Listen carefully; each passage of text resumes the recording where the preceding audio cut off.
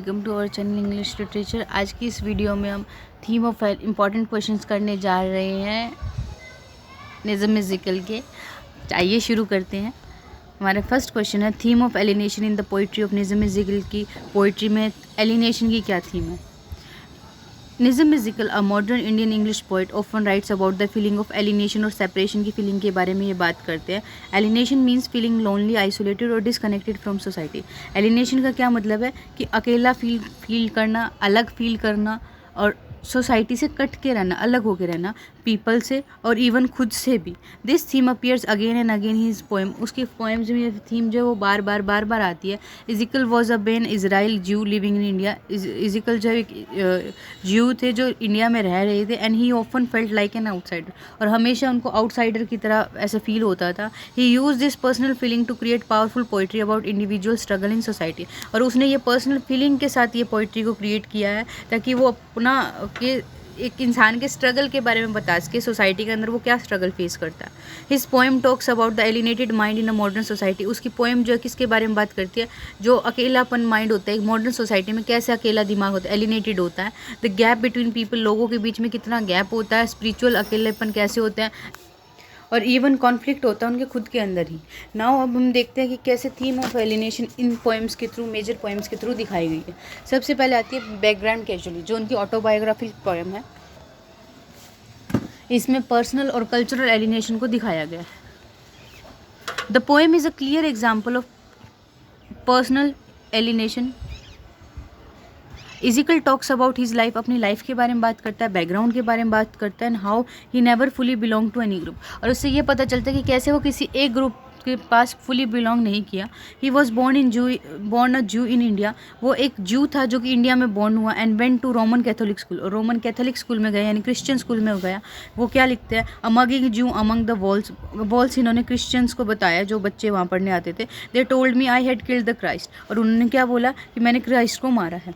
This line shows how he felt excluded and judged by other. और इससे क्या पता चलता है कि उसको कैसे अकेलापन बिल्कुल हटा दिया जाना, यानी उस चीज़ से एक्सक्लूड कर दिया गया, ठीक है, और कैसे दूसरों ने उसको जज किया। He was seen as different, उसको अलग देखा जाता था। He also feel alienated from Indian culture, से भी अकेलापन लगता था उनका। I went to Roman Catholic school among Jew, मैं उनमें एक जू था। दो ही लिव्ड इन इंडिया, हालांकि उन्होंने इंडिया में जिया। He was not a Hindu, ना ही वो हिंदू थे ना ही वो क्रिश्चियन थे, and this made him feel like an outsider, इसलिए उनको आउटसाइडर की तरह फील होता था। The poem ends with the tone of acceptance, but last में वो एक्सेप्ट कर लेते हैं चीज़ों को, but the sense of being separate runs through out, लेकिन दूसरों से अलग होने की सेंस जो है वो हमेशा चलती रहती है। फिर है the visitor, psychological alienation. Visitor में वो दिमाग से कैसे अलग है सबसे। The poem present the speaker facing a mysterious visitor को वो फेस कर रहा है, who enters the room but does not speak, जो रूम में एंटर कर जाता है बट बात नहीं करता। The man sit silently and watches the speaker, जो मैन जो है वो साइलेंटली बात करता है और स्पीकर को वो देखता है। द विजिटर में भी एक सिंबल है स्पीकर खुद के गिल्ट का, फियर का, डर है, या फिर लोनलीनेस का। वो क्या कहते हैं, he sat on a chair in the dark and did not speak, वो अकेला जाके चेयर पे बैठ गया और उसने कोई बात नहीं की। The silence and stillness create a sense of unease and emotional isolation.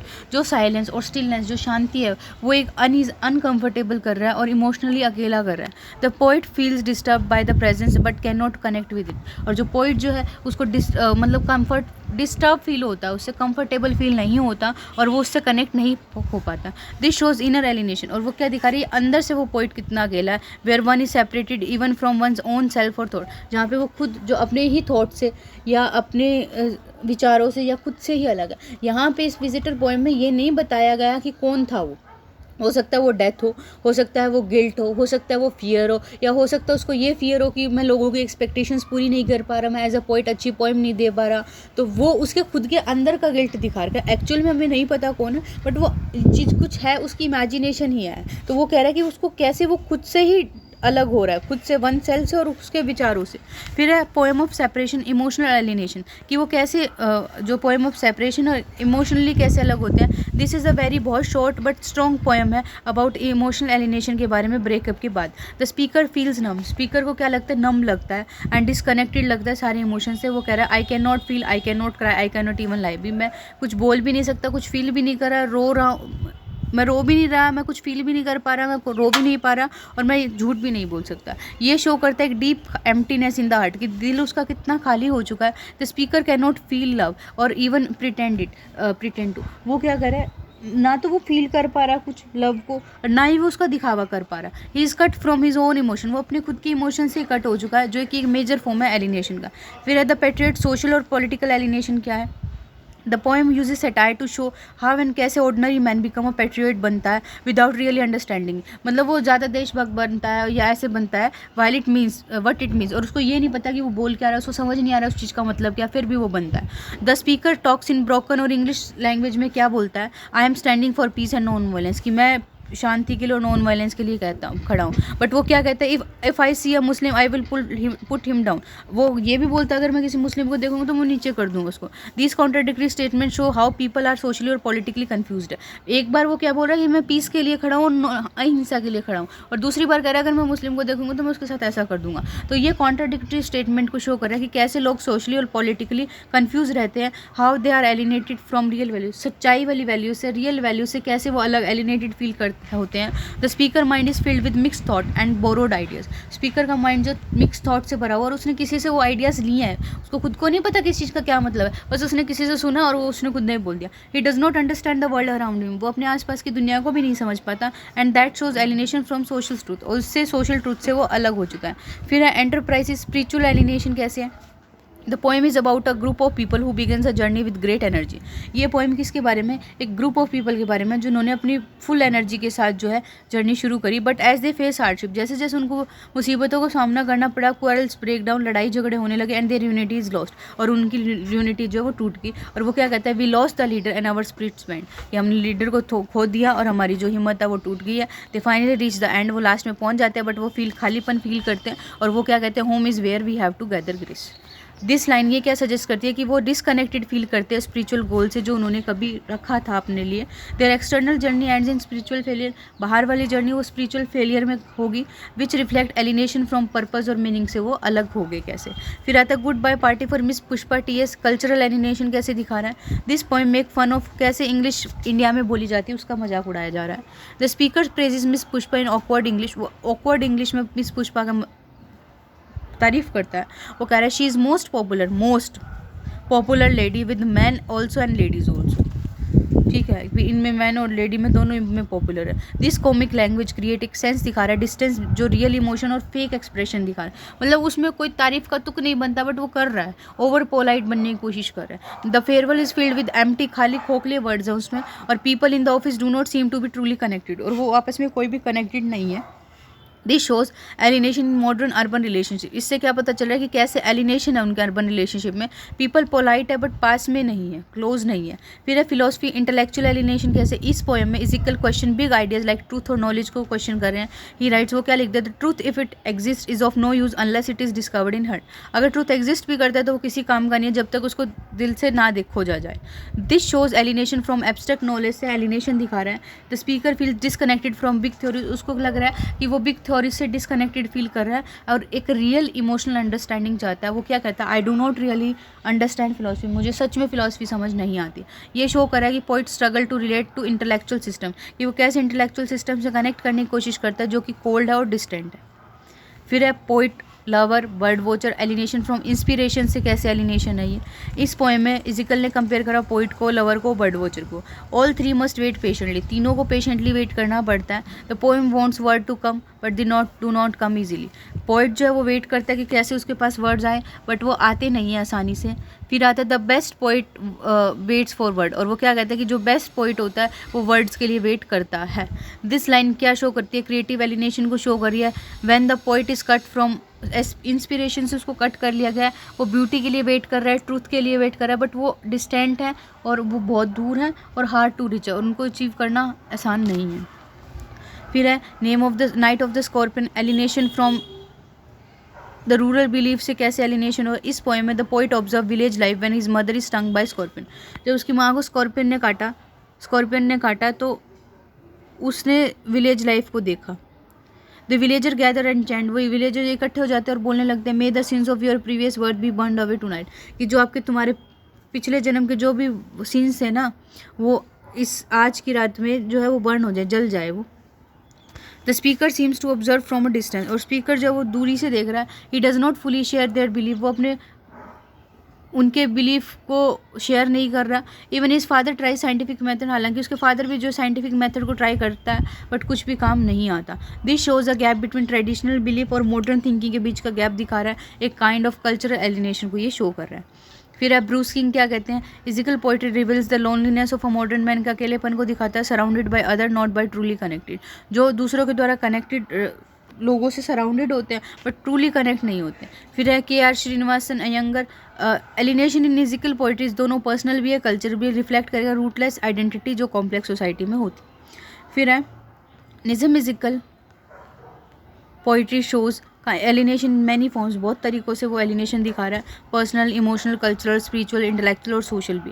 Weather it is poets loneliness हो बैकग्राउंड कैजुअली में, या फिर नमनेस हो पोइम ऑफ सेपरेशन में, या फिर empty words of goodbye party miss Pushpa में। हम देखते हैं हमेशा कैरेक्टर और स्पीकर को जो भी हमें कट लगते हैं दूसरों से और अपने आप से भी। इजिकल ने एक्सप्रेस करी इस थीम को ऑनेस्टी के साथ, आयरनी के साथ और सिंप्लिसिटी के साथ। वो ही makes us reflect on what it means to belong, कि इसका क्या मतलब होता है, how easy it is to feel lost और इवन इन क्राउड, चाहे आप भीड़ में भी हो फिर भी कितना इजी है खो जाना, मतलब आप कैसे खोए हुए फील करते हो।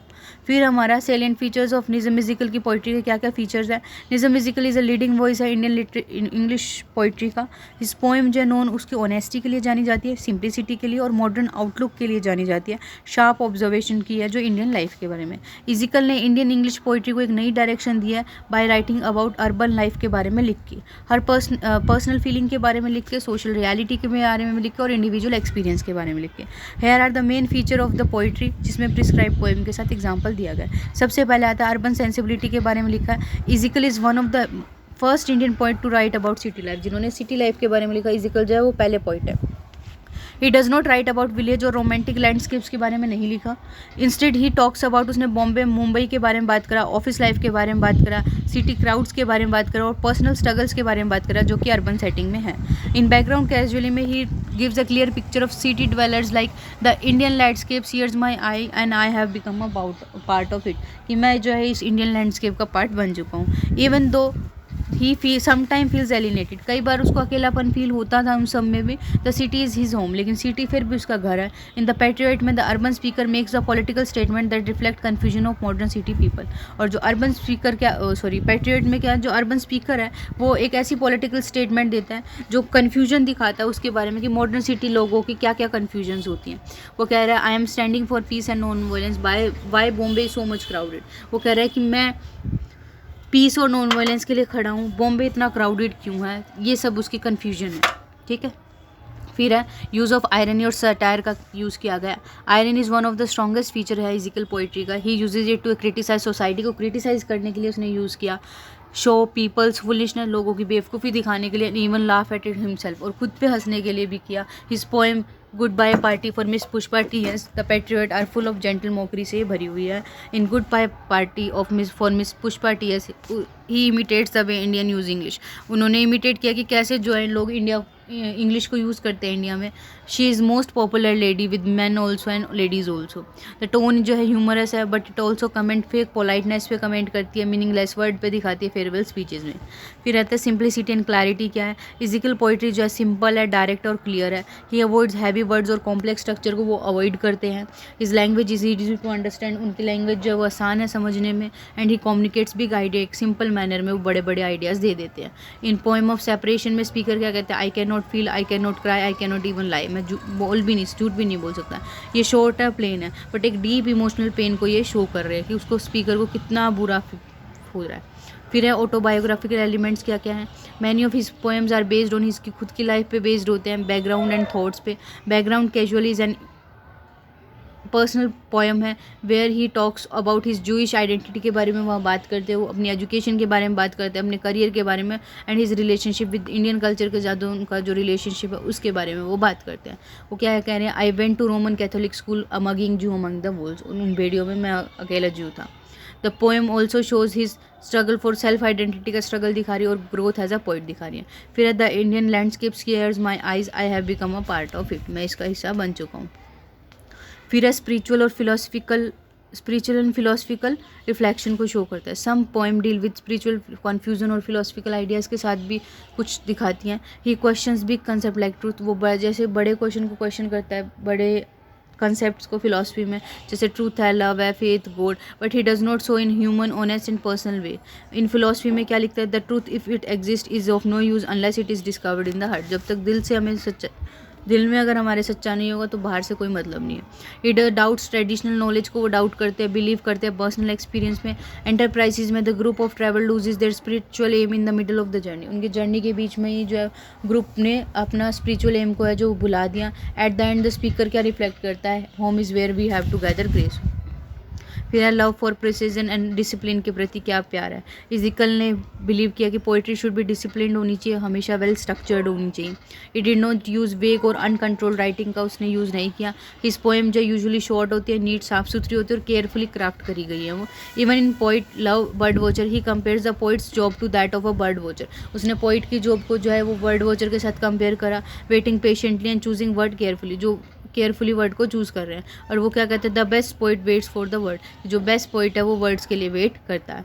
फिर है रियलिज्म और ऑब्जर्वेशन क्या है। Physical poetry is filled with real life events के साथ भरी हुई होती है, एक्चुअल प्लेसेस के साथ, ह्यूमन बिहेवियर के साथ। इन नाइट ऑफ स्कॉर्पियन में he describe a village scene where a scorpion stings his mother.